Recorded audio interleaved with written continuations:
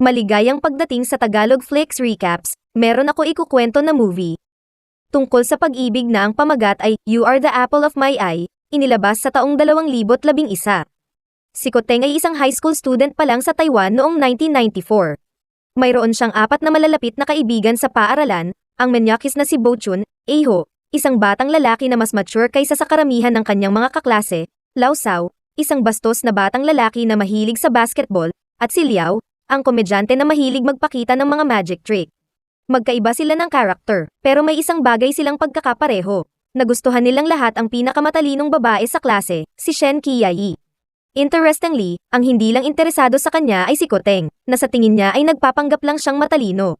Ang apat na malalapit na kaibigan ni Koteng ay may iba't ibang paraan ng paglapit kay Qiayi. Madalas ipakita ni Liao ang kanyang kakaibang magic trick. Pinili ni Lao Sao na ipakita ang kanyang husay sa basketball. Gusto ni Bochun na dumiretso sa kanyang bahay at tumugtog ng plauta sa harap ng kanyang silid. Si Eho lang ang laging nagtatangkang lumapit sa kanya sa normal na paraan. Pero syempre, bigo ang lahat ng effort nila para mapalapit sila sa kanya. Sa klase, si Koteng at ang kanyang mga kaibigan, maliban kay Eho, ay laging naglalaro at hindi nakikinig sa kanilang guro. Hanggang isang araw, gumawa sila ng karumal-dumal na bagay at ginawa pa ito sa klase habang ipinapaliwanag ng guro ang aralin. Dahil doon, pinarusahan si Koteng sa kanyang hindi makatwirang gawa. Hindi lang iyon, diretsyong pinakiusapan pa ng principal kay Qiayi na bantayan siya sa klase para hindi na maulit ang kanyang mga kilos. At para mas madali niya itong magawa, inayos muli ng principal ang mga upuan sa silid-aralan, inilagay si Koteng sa harapan niya. Simula noon, naiinis na si Qiayi kay Koteng dahil sa pagbibigay sa kanya ng assignment na hindi sa kanya, at ipinapakita niya ito sa pamamagitan ng pag-abala sa kanya sa tuwing naglalaro ito sa klase. Pagkatapos, kapag kinukutya niya ang pagguhit ng kanyang matalik na kaibigan, si Ho Qiawei, lumapit ito upang pagsabihan siya na huwag nang abalahin pa si Qiawei. Ngunit ang saloobin ni Qiayi kay Koteng ay nagbago isang araw nang ang isang masungit na guro sa Ingles ay humiling sa mga estudyante na ilabas ang kanilang mga aklat-aralin. At kung sino ang nakalimot dalhin ang kanilang libro, pinatayo ang mga ito ng guro para bigyan ng parusa. Sa kasamaang palad, hindi dinala ni Qiayi ang kanyang libro, gusto man niya o hindi, kailangan niyang tanggapin ang parusa. Ngunit nang siya ay tatayo na, hindi inaasahang ibinigay ni Koteng sa kanya ang libro at pagkatapos ay tumayo upang tanggapin ang parusa. Hindi umimik si Qiayi nang sabihin ng guro kay Koteng na mag-asal palaka sa bulwagan habang nagbubuhat ng upuan. Masyado siyang nalilito at nabigla sa ginawa nitong pagsasakripisyo para sa kanya. Ngunit tila, ang kabutihang loob ni Koteng ay nagawang maantig si Qiayi. At pinasalamatan niya ito pagkatapos ng paaralan sa pamamagitan ng pagbibigay sa kanya ng mga problema sa matematika na gagawin sa bahay. Alam niyang hindi maganda ang kanyang mga grado, kaya nilalayon niyang tulungan itong mapabuti ang kanyang mga marka. Sa kabutihang palad, sa wakas ay nais ni Koteng na dalhin ang takdang aralin sa bahay, kahit na sa una ay tumanggi siya. At ang mabuti pa, handa siyang subukan ang lahat ng takdang aralin, bagamat nang suriin ito ni Qiayi kinabukasan, marami siyang maling sagot. Kaya naman, ipinaliwanag niya ang tamang paraan ng pagsagot sa takdang aralin at hinihiling sa kanya na mag-aral muli sa bahay, na nagpapadama sa kanya ng hamon na gawin ito ng tama. Nahirapan pa si Koteng sa pag-aaral, ngunit sa wakas ay nagbunga ang lahat ng kanyang pagsusumikap ng ipamahagi ng guro ang resulta ng pagsusulit. Ang kanyang mga marka ay hindi perpekto, ngunit ang mga ito ay medyo maganda, mas mataas kaysa sa nakasanayan niya. Hindi maaaring hindi nasiyahan si Qiayi sa kanyang improvement. Gayunpaman, hindi ito nangangahulugan na ang sesyon ng pag-aaral ay tapos na. Malapit na ang mga pagsusulit, at iyon ang dahilan kung bakit inaanyayahan ni Qiayi si Koteng na mag-aral ng magkasama sa paaralan sa gabi. Bagamat nag-aatubili, hindi niya matiis na tanggihan ang alok nito dahil duwag pala ito. Bukod dito, kumalat ang balita na may mga bampira na gumagala kamakailan, kaya pakiramdam niya ay kailangan niya itong samahan. Gayunpaman, habang magkasama silang nag-aaral, biglang sinabi ni Koteng na marahil ay hiniling siya ni Qiayi na mag-aral ng magkasama dahil gusto siya nito.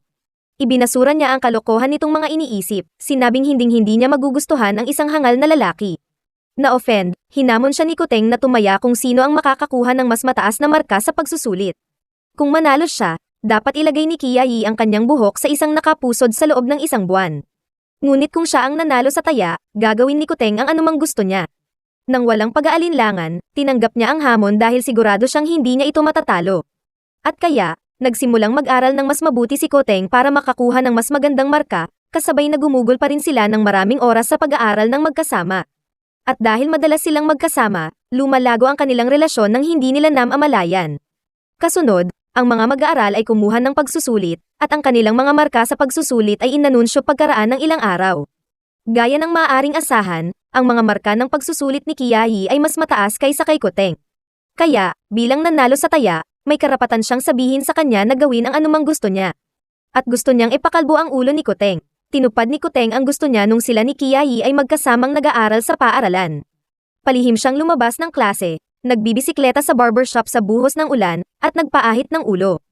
Nagulat si Kiyahi sa bagong hitsura nito pagbalik sa paaralan, nahihirapang paniwalaan na ahit talaga ang ulo ni Koteng. Kaya, bilang kapalit, nagpa siya si Kiyahi na sorpresahin din si Koteng kinabukasan. Pumasok siya sa paaralan na nakapusod ang buhok, na nagbibiruan ang grupo ni Tekeng at makita nila dumaan sa kanilang harap si Kiyahi. Ngunit sa kanilang lahat, si Koteng ang pinaka nagulat. Si Kiyahi ang nanalo sa kanilang taya, at hindi niya kailangang sumunod sa kanyang kahilingan na atali ang kanyang buhok. Pero ginagawa pa rin niya. Matapos makita ang nakapusod na buhok ni Kiyahi, naging interesado ang pag-aaral para kay Koteng. Ngunit isang araw, nagkaproblema si Koteng at ang kanyang mga kaibigan sa paaralan matapos may nagnakaw ng pera sa klase. Lohikal na pinaghihinalaan ng security guard ng paaralan na ang magnanakaw ay isa sa mga estudyante sa klase, at hinihiling niya sa lahat ng mga estudyante na isulat ang pangalan ng taong pinaghihinalaan nila sa papel. Ngunit ang 5 magkaibigan at si Kiyahi ay tumanggi na sumunod sa kanyang mga utos dahil sa tingin nila ay hindi etikal na akusahan ang kanilang kaibigan bilang isang magnanakaw.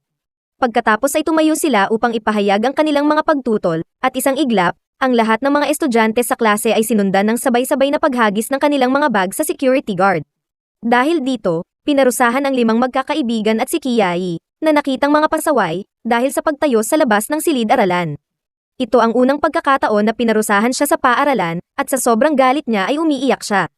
Ngunit sa kabutihang palad, mabilis na nag-react si Koteng at ang iba sa pamamagitan ng pag-aliw sa kanya, na muling napangiti. Mabilis na lumipas ang oras, at sa wakas, dumating na ang araw ng graduation. Siyempre, masayang ipinagdiwang ni Koteng, Kiyahi, at lahat ng kanilang mga kaibigan ang graduation, at pumunta pa sila sa beach ng magkasama para gumawa ng huling alaala bago sila maghiwalay. Dahil sa pagtatapos ng high school, nagsimula silang maging abala sa pagkuha ng entrance exam sa kolehiyo. Ngunit sa kasamaang palad, si Kiyahi ay hindi nakapasok sa universidad na kanyang pinili dahil sa hindi magandang resulta ng pagsusulit. Habang umiiyak, tinawag niya si Koteng, na agad namang nakaramdam ng pag-aalala nang marinig ang kanyang paghikbi. Kaya, hindi nag-aksaya ng oras, sumakay siya sa kanyang bisikleta at pinuntahan si Kiyahi na umaasang mapatahimik siya sa pamamagitan ng pagiging nasa tabi niya. Ipinagtapat pa ni Koteng ang kanyang nararamdaman sa kanya sa sandaling ito. Bagamat naiinis at nabigo pa rin, hindi sumagot si Kiyahi. Nagpatuloy siya sa pag-iyak sa buong gabi. Sa huli, kinailangan nilang maghiwalay pagkatapos magkolehiyo si Koteng sa ibang lungsod, kung saan siya titira sa dormitoryo ng unibersidad. Sinamahan siya ni Kiyahi sa istasyon, at itinalaga niya ang sandaling ito upang ipakita sa kanya ang isang damit na siya mismo ang nagpinta. Hindi lang iyon, nakiusap din siya na huwag siyang magpalapit ng ibang mga lalaki habang siya ay nasa kolehiyo. Pero isang ngiti lang ang tinugon niya sa hiling nito, at kaya, nagsimula silang mamuhay ng bagong buhay bilang mga estudyante sa unibersidad. Maswerte si Koteng na may mga kasama sa silid na kapareho niya ng mga interes at libangan, kaya madalas silang naglalaan ng maraming libreng oras na magkasama. Gayunpaman, palagi siyang naglalaan ng oras upang tawagan si Kiyahi, at ang kanilang pag-uusap ay puno ng pagpapalitan ng mga kwento tungkol sa kanilang buhay sa unibersidad. Halos araw-araw silang tumatawag sa malayuan hanggang dumating ang taglamig. Sa bakasyong ito, unang beses silang nag-date, kung saan sobrang saya nila na parang sila ang perpektong magkasintahan. Gayunpaman, hindi pa rin nila ginagawang opisyal ang kanilang relasyon. Tila gustong makita ni Kiyahi kung talagang gusto siya ni Koteng, kaya tinanong niya ito ng diretso habang naglalakad sila sa riles ng tren. Si Koteng, syempre, ay hindi nagbabago sa kanyang sagot, talagang gusto niya siya, at crush niya ito mula noong high school. Pero, parang gusto pa niyang makasigurado, ibinunyag niyang may iba pa siyang aspeto na karapat-dapat siyang kamuhian. Tulad ng, halimbawa, siya ay isang magagalitin na tao at maaaring makipag-away sa kanyang kapatid na babae dahil sa maliliit na issue. Iyon ang dahilan kung bakit naramdaman niyang na-overestimated siya ni Koteng, at hindi pa rin niya lubos na maintindihan kung bakit siya nagustuhan nito. Kaya, gusto niyang pag-isipan niyang mabuti, gusto ba niya talaga siya? At sa huli, napagpasyahan niya na hindi siya direktang tinanggihan ni Kiyahi. Pagkatapos, habang naghahanda ng parol, muling ipinahayag ni Koteng ang kanyang pagmamahal kay Kiyahi. Ngunit nang sasagutin na niya ang kanyang nararamdaman, nagpasya siyang huwag marinig ang sagot nito dahil natatakot siyang ma-reject. Sa halip ay pinalakas niya ang kanyang determinasyon na patuloy na mahalin ito hanggang sa matiyak niyang tatanggapin siya nito. Kasabay nito, binitiyan nila ang parol na may nakasulat na hiling. Pagkatapos ng bakasyon, at nagsimulang muli ang mga lektura, sa wakas ay napagtanto ni Koteng ang isang paraan upang makuha ang puso ni Kiai. Kailangan niyang ipakita ang kanyang lakas sa kanya. At para magawa iyon, nag-organisa siya ng fighting competition sa pagitan ng mga estudyante sa kanyang universidad bago ito sabihin sa kanya. Umaasang darating siya para panoorin siyang lumaban at humanga sa kanyang hindi kapani-pani walang lakas. Ngunit taliwas sa kanyang inaasahan, iniisip ni Kiai na ang ideya ng isang fighting tournament ay parang bata. Naisip niya na kailangan niyang saktan ang sarili sa hindi malamang dahilan. Si Koteng, gayunpaman, ay hindi lubos na naiintindihan ang kahulugan ng mga salita ni Kiai. Kaya naman, ipinagpatuloy niya ang laban gaya ng plano. Natupad ang hiling ni Koteng. Dumating si Kiai sa laban dahil nag-aalala siya sa kanya pagkatapos ng lahat. Gayunpaman, hindi siya lubos na humanga sa laban. Kaya naman, pagkatapos ng laban, naghintay siya sa harap ng dormitoryo nito, kung saan pinagalitan niya kaagad nang makita niya ito. Hindi niya maintindihan kung bakit niya sasaktan ang sarili sa hindi malamang dahilan at tinawag siyang napakabata. Ngunit tiyak na hindi matatanggap ni Koteng ang pagiging insulto ng ganoon. Lalong lumakas ang kanilang pagtatalo hanggang sa pinagbawalan niya itong lumapit sa kanya. Sa pakiramdam na wala na siyang magagawa para baguhin ang isip niya, ginawa ni Koteng ang gusto niya. Tumalikod siya at iniwan siyang mag-isa, hindi niya namalayang umiiyak si Kiai sa likuran niya. Matapos makipaghiwalay kay Kiai, hindi na siya muling nakipag-ugnayan sa kanya. Namumuhay siya sa kanyang mga araw gaya ng dati sa kabila ng nakabukas na sugat sa puso niya. Para naman kay Kiai, nalaman ni Eho na nagkaroon sila ng malaking away ni Koteng, at agad niyang ginamit ang sandaling iyon para pasayahin siya. Dahil sa pagpupursige niyang lapitan siya ay handa siyang tanggapin siya bilang nobyo.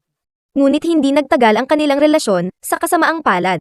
Sa huli, kinailangan nilang maghiwalay pagkatapos na malaman ni Kiai na hindi niya talaga mahal si Eho. Pagkatapos, noong 1999, niyanig ng malakas na lindol noong ika-21 ng Setyembre sa Chichi, at naramdaman ang pagyanig sa dormitoryo ni Koteng. Dahil ang epicenter ng lindol ay kung nasaan si Kiai. Pagkatapos ay tumakbo siya palabas ng campus upang makakuha ng signal ng cellphone. Pagkakuha pa lang niya ng signal ay agad niya itong kinontak, buti na lang at hindi siya naapektuhan ng lindol. Matapos ang 2 taon na hindi nag-uusap sa isa't isa, si Koteng at Kiai sa wakas ay nagsimulang muli sa pag-uusap. At ginamit niya ang pagkakataong ito para tanungin kung may boyfriend na ba siya ngayon. Sa halip na direktang sagutin ang tanong, sinabi niyang nahirapan siyang tanggapin ang pag-ibig ng ibang tao matapos na mahalin ng husto si Koteng. Nang marinig ang paliwanag na iyon, tinanong niya kung bakit hindi niya sinagot ang kanyang damdamin noong araw na pinalipad nila ang parol, na sinagot niya ito ay dahil talagang nag-e-enjoy siya sa mga oras na sinusubukan nitong mapalapit sa kanya. Sabi ng mga tao, mabilis na nawawala ang pag-ibig kapag palaging nagde-date ang dalawang nag-iibigan. Kaya, nagpa siya siyang hayaan si Koteng na habulin pa siya. Tinapos nila ang kanilang pag-uusap sa gabing iyon sa pamamagitan ng pasasalamat sa isa't isa. Matapos makapagtapos ng kolehiyo si Koteng, siya ay naging isang manunulat at nagpa siya na simulan ang kanyang karera sa pamamagitan ng pagsulat ng kanyang kwento ng buhay sa isang libro. Samantala, si Eho ay nasa larangan ng insurance, si Lao Sao ay nagtrabaho bilang isang agent ng kotse na may kamanghang-manghang bilang ng mga benta. Naging librarian si Liao at madalas pa ring nagpapakita ng kanyang mga magic trick sa mga bisita, habang pinili ni Bo Chu na ipagpatuloy ang pag-aaral ng kanyang master sa Estados Unidos. At ang panghuli, si Ho Kiawei, ang matalik na kaibigan ni Kiai, na dating kinukutya ni Koteng dahil mahilig siyang gumuhit ng mga kakaibang bagay, ay naging isang napakamatagumpay na manga artist. Kaya, ano ang tungkol kay Kiai? Nakipag-ugnayan siya kay Koteng isang araw noong 2005, ipinaalam sa kanya na ikakasal na siya.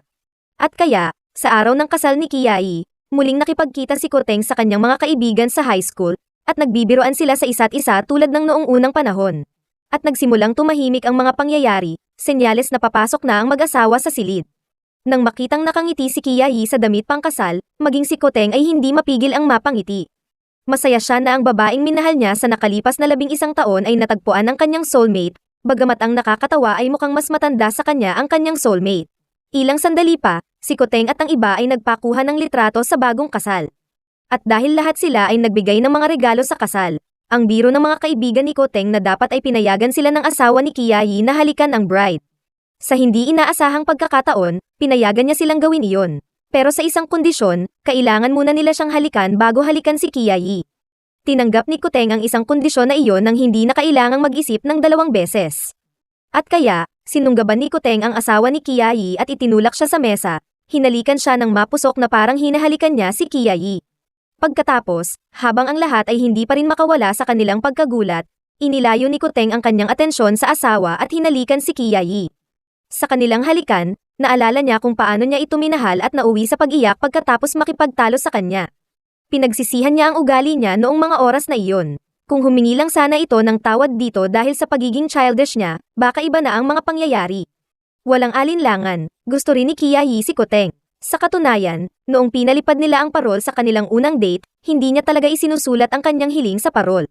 Sa halip, isinulat niya ang kanyang sagot sa pagtatapat ng kanyang pag-ibig.